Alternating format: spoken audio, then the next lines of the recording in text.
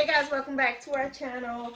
Today we will be doing another animated horror story. ching ching ching. That's the thunder, you guys. Yeah. That was thunder.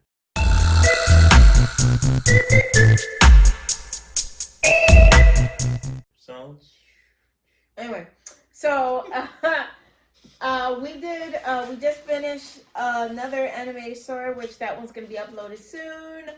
And yeah, I'm pretty excited about this one. This one has to do with Twitter, and I think this is one of those that is gonna be kind of like, it makes you mindful of social media, what you post and who you have as friends, because you never know who's on that stalker crap. You know what I'm saying?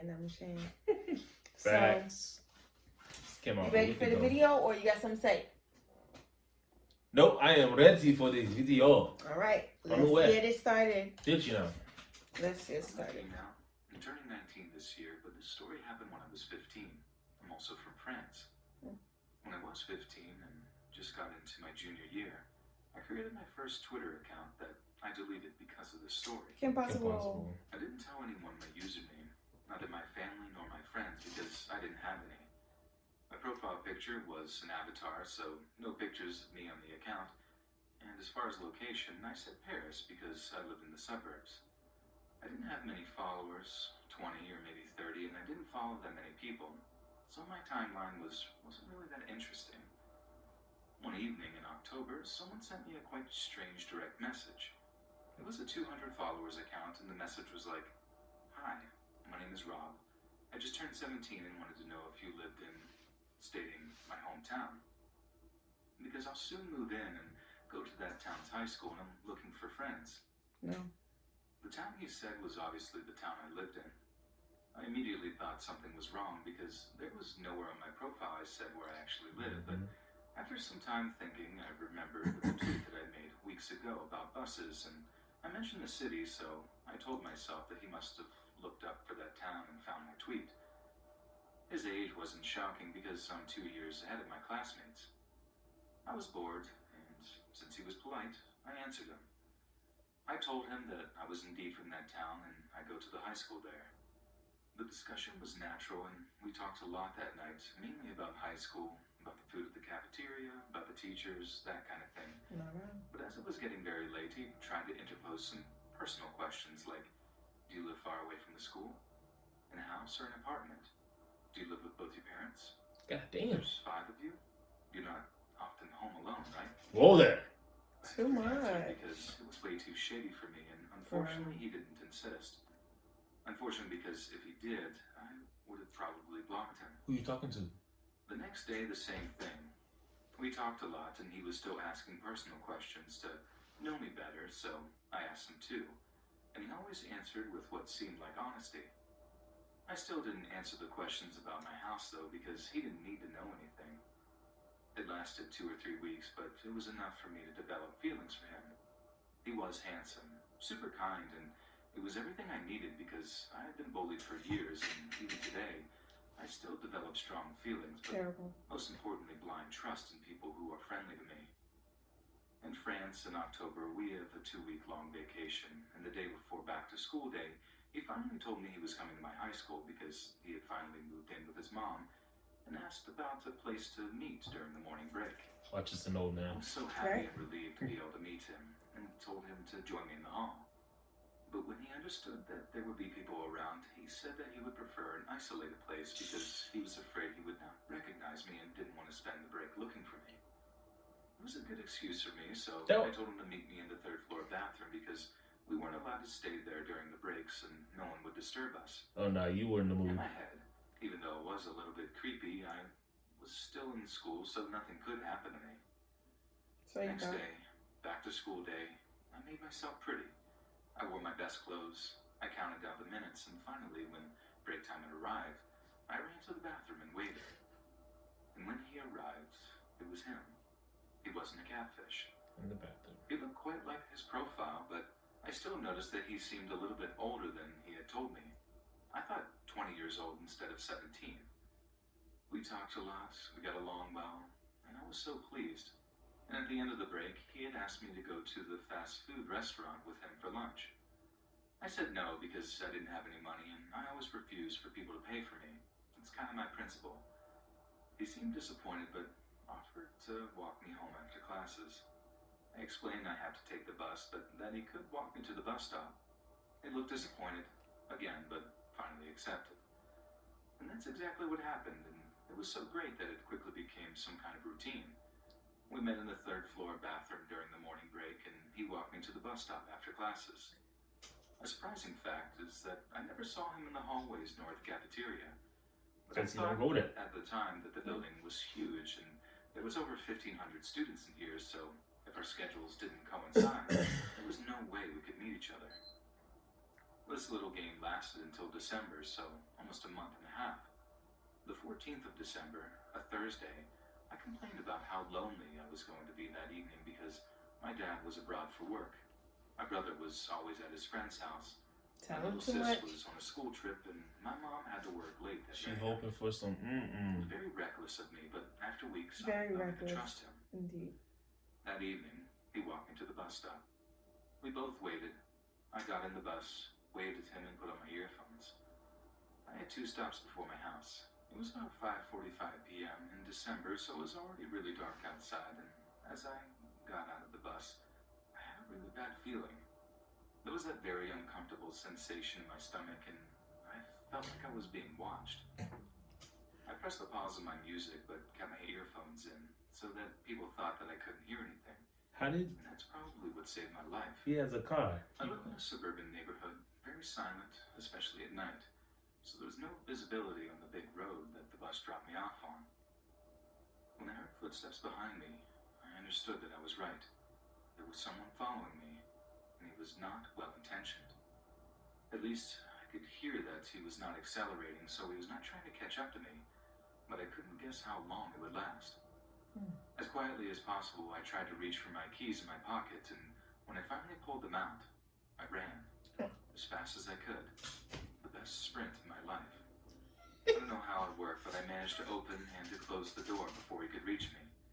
I then deactivated my alarm, which, by the way, confirmed that I was home alone, and took a look through the glass panel on the door. It's not a peephole, it's a whole window, so if someone wanted to see what's happening inside, they can. And it was Rob. A few meters away, looking at me with a really creepy face. He followed me to my home, probably with a car, and he was clearly not here for a chit-chat.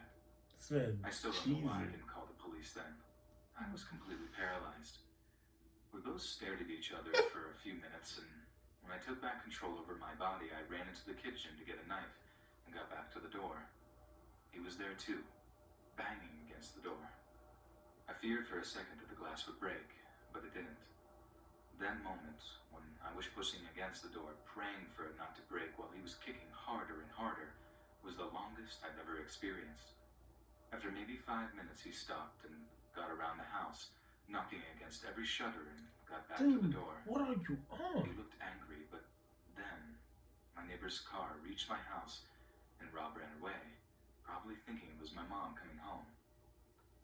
On Twitter, Rob sent me 1,000 messages before I could block him. He then deleted his account, and I thought I was done with this story. But quickly after, some accounts which had been created followed me. Their ats were all a series of numbers in the first letter of his name, and as soon as I blocked one, another one would follow me. Wow, I chose that's to delete creepy. my account because I couldn't make it stop. And it was too hard to endure because they were sending me dozens of insulting DMs. Later, I talked to the people who were supposed to be Rob's classmates because She's just I had wearing the met so same many outfit. days, but not a single one even heard about Rob. Radical John Ossoff has said he supports defunding the police while cities burn. And that is why And behind closed doors, I never heard about him anymore, and I'm still asking myself, what did he want? And what could have happened that night? He wanted your cat. Except it. Oh, story 2. You want to get to me? That's the. It says it was 2 stories. How long was it? One night when I was 15 years old, I arrived home just after midnight and my parents were already in bed. I decided to leave the back door unlocked for my older brother since he was sleeping over a friend's house. Big mistake. In the middle of the night, I awoke to feel something cold and metallic pressing on my neck. At first I thought it was my brother playing a prank on me, but then I couldn't see the pitch black bedroom. Then a big hairy hand covered my nose heck and no. mouth. I couldn't breathe. I heard a deep rasping voice say, "If you make any noise, I'll kill you." After my eyes adjusted to the darkness, I could make out the shape of a man leaning over me. There was no face, just a black mask with holes cut out for the eyes. He was holding a knife to my throat. I knew my parents were asleep in the next room, so I tried to make as much noise as I could, but the man's hand muffled my screams. I kicked my legs trying to bang on the walls so my parents could hear. All of a sudden, through the screams, I can hear my parents get up and they're running towards my room. When my parents opened the bedroom door, they were confronted by a terrifying scene. All they could see in the darkened room was a big black silhouette bent over me and holding a knife to my throat. As soon as he saw the knife, my father jumped on top of the intruder and struggled with him. Mush him. My mother grabbed the man's wrist and wrestled the knife out of his hand. That's what I'm talking My about. father managed to get his arm around the masked man's neck and began to choke him. I grabbed my cell phone and I ran outside to call 911 as my parents kept the intruder pinned to the bedroom floor until the police arrived. The bedroom door burst open and a police officer ran in holding a gun yelling, "Don't move or I'll blow your head off." The police handcuffed the intruder and dragged him out of the house. When police searched the man's truck, they found a variety of weapons and some bloody clothes. It turned out that the masked man had already murdered 2 people a few days before. Wow. My family and I, we had no way of knowing it, but we just captured a serial killer. And the scariest part about this is that it can happen to anyone at any time. Yeah. This was real. The killer's name is Adam Leroy Lane, and he'll be spending the next 25 years and 30 years in prison. That's it. What I've learned from this is to always lock my back door. Yeah. Never know who's watching. Mm-hmm.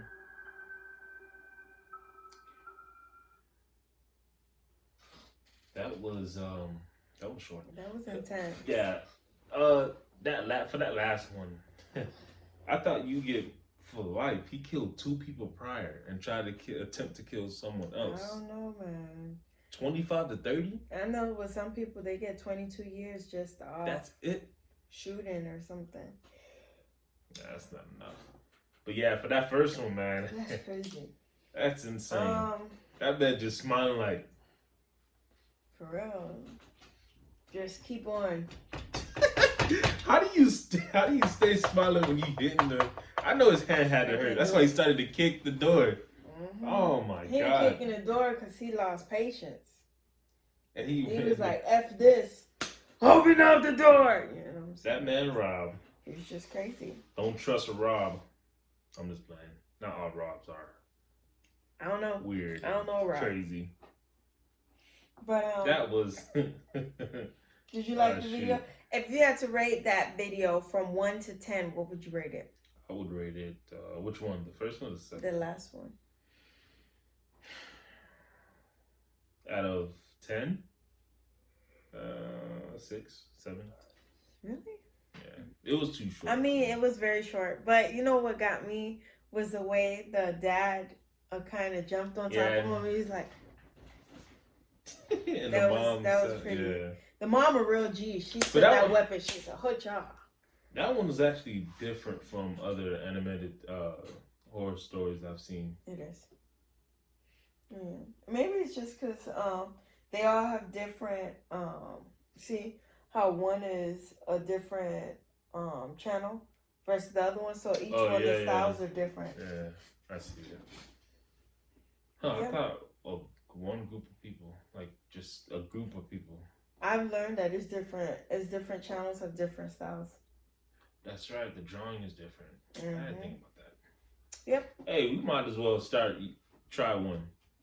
animated, but you know, stick figure I because don't we know can't how. draw. I was Anybody just can about draw. to say.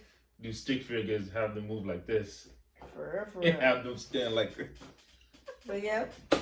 Oh, Now let man. us know what you think of this video. Like, share, comment, subscribe. And yeah.